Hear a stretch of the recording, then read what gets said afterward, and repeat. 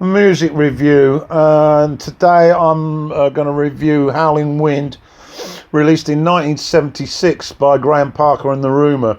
Graham Parker and The Rumour evolved from the pub rock scene in the early 70s, and I saw them live for the first time when they, along with a number of other groups called Ducks Deluxe come to mind, were part of a three-band sort of bill that were running around the country performing live at university gigs and at small concert venues. And they used to rotate the headliner. Having said that, though, Graham Parker and The Rumour were such that no one really wanted to follow them, so they ended up being top billing most of the time. A lot of comparisons were made between them and Elvis Costello, but it was a completely different animal, really. Parker had The Rumour, a bit like Springsteen had the E Street Band, and this made the type of music available to them much more rock orientated, with a touch of soul, courtesy of the horns. Costello was much more a singer-songwriter, although he did arrive on the back of the punk movement. Anyway, let's get to the album then. As I said, this was the debut album by Graham Parker and The Rumour, and I'm going to go through it track by track, just to say that I think it's an absolutely brilliant debut, and alongside the other album that they made that year, Heat Treatment, it's probably the best value music that you're going to ever find by one band in 1 year. Okay, to track one, White Honey. A lovely mix of horns and keyboards intertwined with the full-blooded mellow soul rock sound greeted us here.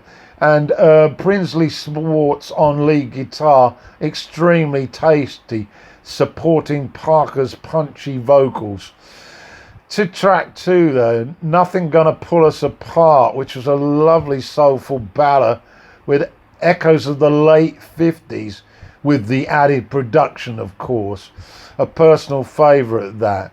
To track three, Silly Thing, swings in with an ease that says so much about The Rumour. Bob Andrews on keyboards with some nice jaunty piano, and they leak in a small, short sax solo, with Parker's vocals thrust centre stage as he sings, "You ain't gonna get that, you ain't got that swing." Well, totally the opposite, of course, because The Rumour had bags of it. To track four, another favourite, Gypsy Blow, an atmospheric ballad with delicate acoustic guitar intros. GP with a passionate message about fire in a relationship, and you glow as you listen to it.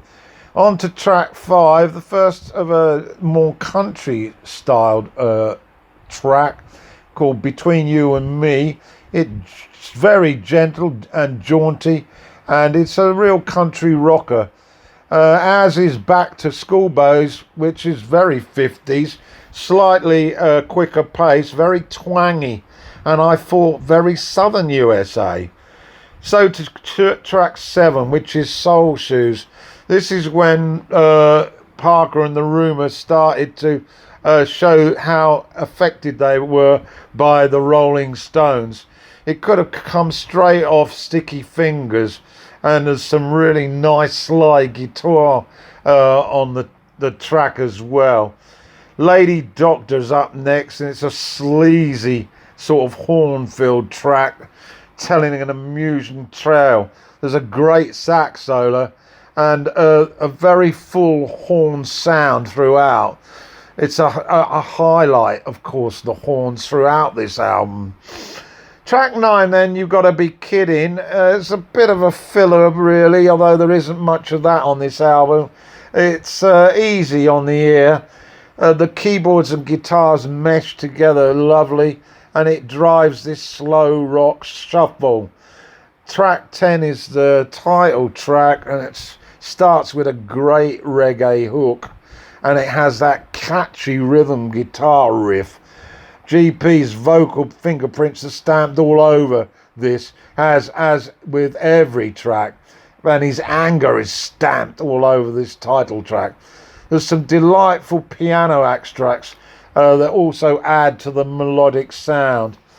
And so we're on to track 11, and not that it pleases me, it owes more than a nod to the Stones again, and Beggar's Banquets with a lovely acoustic blues.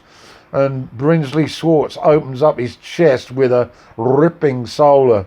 It's a bit like AC, Clapton to you, adding to Parker's powerful vocals. And so we've reached the conclusion, the finale, and they really do make sure they go out with a blast.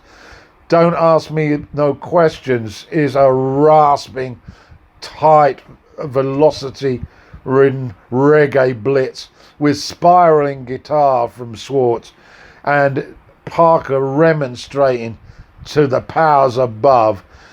All in all, this is an immaculate piece of work, a great start to their career, and I am forever grateful that I got to see them. And I also am thankful that I can put this on at regular intervals to rekindle that feeling of the mid-70s.